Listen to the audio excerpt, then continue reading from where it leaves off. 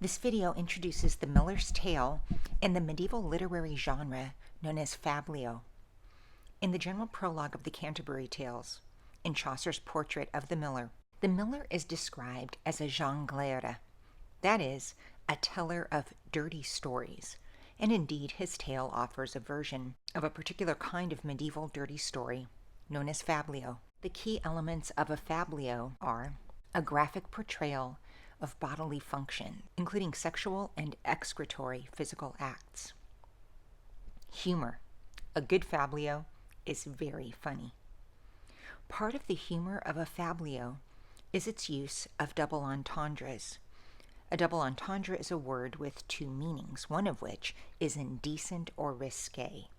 The miller starts to engage in double entendres even before his tale begins, with his outrageous pun on privité. Fabliau also have marvelous punchlines. That is, their endings are fantastic. Or to put it another way, a fabliau in narrative terms engages in a kind of comic climax. This is certainly the case when it comes to the sequence of events that occur at the close of the miller's performance. Finally, and paradoxically, while fabliau tend to be populated by lower class characters, that is, peasants, as well as persons occupying the lower ranks of the estates, such as clerks and students, they tend to be written for and consumed by members of, at the very least, the middling classes, and even more likely, the aristocracy. Critics have traditionally seen Chaucer in the Miller's Tale as brilliantly reworking the fabliau form and pushing it masterfully to its limits.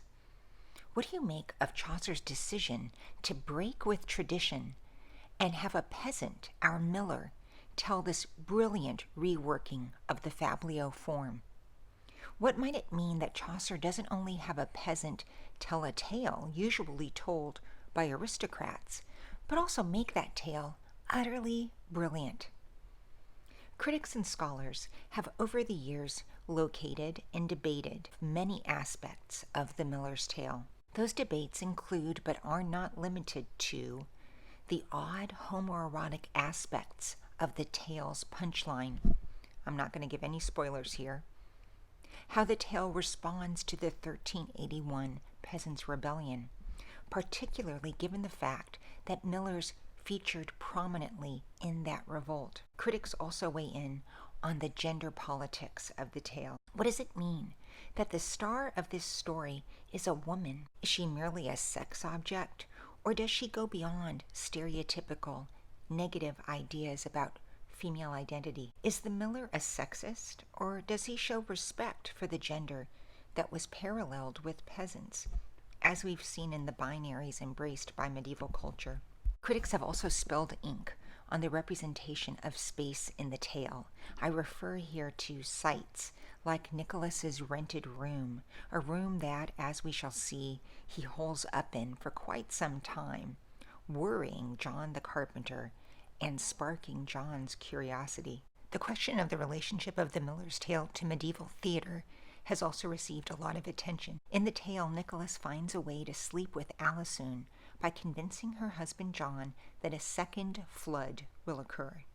Medieval drama centered on Bible stories, like the story of Noah's Ark, and the Miller's Tale actually refers to elements of plays about Noah and his wife.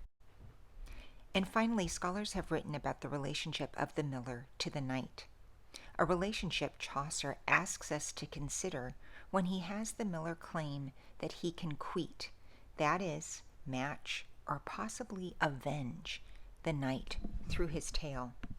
I'll end this video by telling you a bit about the Knight's Tale to give you some sense of what the miller is responding to. The Knight's Tale is grand on many levels. The knight is clearly trying to do something great with his tale. Some indicators of the grandeur of the Knight's Tale include the fact that it is set in the classical past in Greece. It involves great people. The characters are all aristocrats.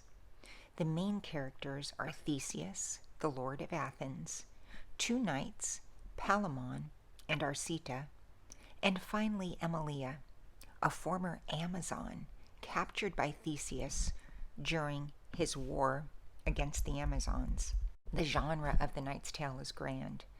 The Knight's Tale is both a romance, that is, it tells a story about knights, ladies, warfare, and love. It's also an epic. The epic elements of The Knight's Tale make it especially grand and ambitious. The Knight's Tale is also the longest of the Canterbury Tales. It also covers a great deal of time. The knights Palamon and Arcita exhibit what we might call an epic capacity for yearning, as they strive over the course of 8 years to escape from their imprisonment by Theseus and battle each other over Emilia.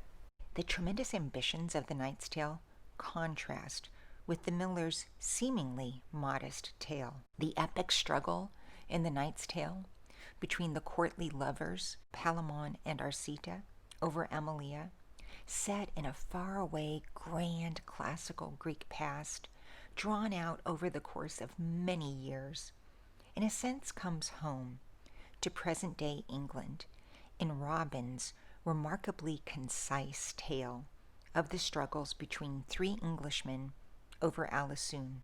As you read The Miller's Tale, pay close attention to the character of Absalon. While he is technically a member of the First Estate in his role as a parish clerk, Absalon is the figure in the tale who is most aligned with the values of the Knight's Tale.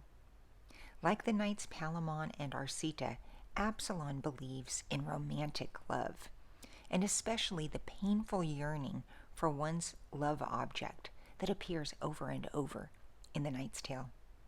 As you'll see, in his interactions with Alisoun, Absalon seems to be trying to sound like a knightly lover. Absalon's treatment by the miller offers us an important gauge of the miller's attitude toward the knight and his romantic ethos.